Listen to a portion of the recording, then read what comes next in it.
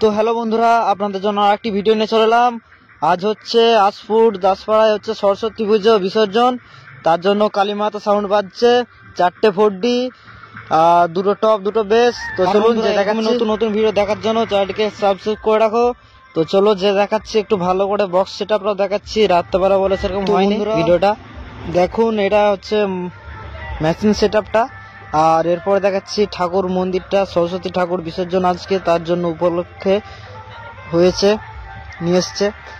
তো এটা হচ্ছে সরস্বতী ঠাকুর। জয় মা, সবাইকে ভালো রাখো, তুমি ভালো থেকো।